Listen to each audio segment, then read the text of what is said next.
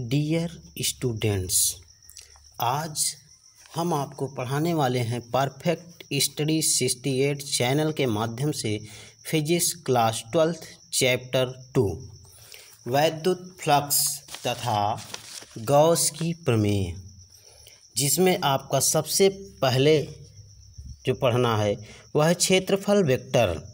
क्षेत्रफल वेक्टर के लिए एक क्षेत्रफल ए लिया गया है, सर्किल एरिया, और इसके लंबवत एक रेखा है, यानी इसी तरफ कार्य करता है इसका नॉर्मल वेक्टर एन कैप, और वेक्टर ए इसी दिशा में कार्य करेगा जिसका मान एन कैप ए के बराबर होगा। वेक्टर ए परिभाषा है किसी समतलीय क्षेत्रफल जैसे ए, यानी समतलीय क्षेत्रफल ए लिया गया, में परिमाण के साथ साथ दिशा भी होती है।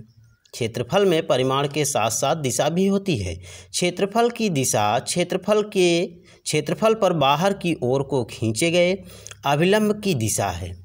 अतः क्षेत्रफल ए को इस पर बाहर की ओर को खींचे गए अभिलंब के अनुदिश एक वेक्टर ए से निरूपित कर सकते हैं, जिसकी लंबाई क्षेत्रफल के परिमाण को व्यक्त करती है।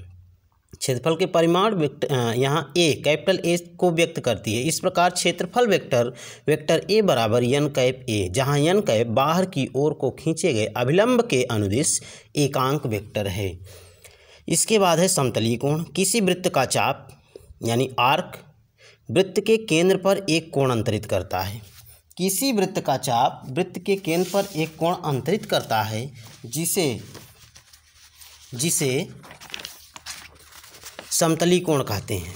इसका मात्रक रेडियन होता है। जैसे कोई भी वृत्त है और इसका एक छोटा सा चाप ले लिया जाए, मान लीजिए इसका केंद्र है, इसका एक छोटा सा चाप ले लिया जाए, तो ये चाप जो है ये वृत्त के केंद्र पर एक कोण अंतरित कर रहा है, यहाँ ये कोण, और यही क्या है, समतलीय कोण। इसके बाद है, और इसका मात्रक है रेडियन समतलीय कोण का, तो एक रेडियन वह कोण है जो किसी वृत्त की त्रिज्या के बराबर लंबाई का चाप उस वृत्त के केंद्र पर अंतरित करता है। जैसे हमने आपको बताया ये वृत्त है और वृत्त की त्रिज्या को अगर हम आर मान लें और ये जो चाप कट रहा है ये इसको भी आर के बराबर ही हो, तो यहाँ पे ये जो त्रिभुज बनेगा ये समकोण त्रिभुज बनेगा, समबाहु त्रिभुज बनेगा। और यहाँ से ये आर यानी ये लंबाई जो है, चाप की लंबाई आर है, त्रिज्या आर है, तो इस स्थिति में यह जो कोण अंतरित कर रहा है केंद्र पर वह क्या होगा, एक रेडियन के बराबर होगा।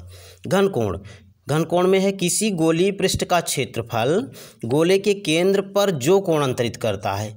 अब गोलीय पृष्ठ का क्षेत्रफल ये केवल हमारा क्या है, एक वृत्त है। गोली में जैसे गेंद बॉल है वो गोलीय है, उसको अगर काटा जाए, बीच से काटा जाए तो वहाँ वृत्त प्राप्त होता है। तो गोलीय पृष्ठ का क्षेत्रफल केंद्र पर जो कोण अंतरित करेगा वह घन कोण होगा और उसे ओमेगा से निरूपित करेंगे।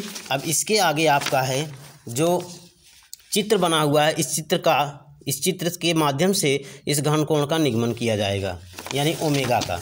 तो यहाँ पे है, माना किसी गोले का केंद्र ओ तथा त्रिज्या आर है। हम इसके पृष्ठ पर एक क्षेत्रफल अवयव डी ए पर विचार करेंगे। इसकी परिसीमा को केंद्र से मिलाने पर, यानी जो डी ए लिया गया उसकी परिसीमा को केंद्र से मिलाया गया है चित्र में, और ये कोण डी ओमेगा अंतरित कर रहा है। गोले का क्षेत्रफल डी ए त्रिज्या के वर्ग के अनुक्रमानुपाती होता है। तब निष्पत्ति D A upon R square एक नियतांक है जो कि डी ए द्वारा केंद्र पर अंतरित घन कोण डी ओमेगा है। तो डी ओमेगा बराबर D A upon R square. घन कोण का मात्रक स्टेरेडियन यानी यस आर है। एक स्टेरेडियन की अब परिभाषा है, ये सूत्र आपको प्राप्त हुआ घन कोण का। अब एक स्टेरेडियन समीकरण एक जो आपको प्राप्त हुआ है, इसमें डी ए बराबर आर स्क्वायर अगर रख दिया जाए तो ओमेगा डी ओमेगा बराबर एक आएगा, डी ओमेगा।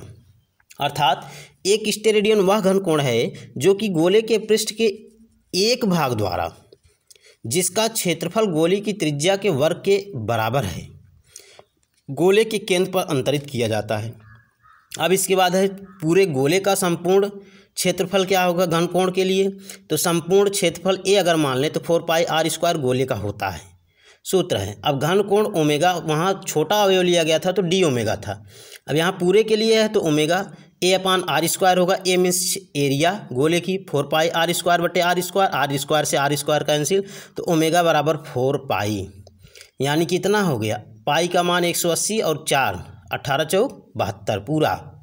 गोले के लिए घन कोण का मान होता है। आज की वीडियो में सिर्फ इतना ही। चैप्टर 2 स्टार्ट हो गया है, चैप्टर 1 ख़त्म हो गया है और आप सभी लोग वीडियो को देखने के पश्चात या देखते समय ही सब्सक्राइब और बेल आइकन को अवश्य दबाएं, तभी तो आपको पता चल पाएगा कि हम कौन कौन सी वीडियो अपलोड कर रहे हैं। Thank you, take care, good bye.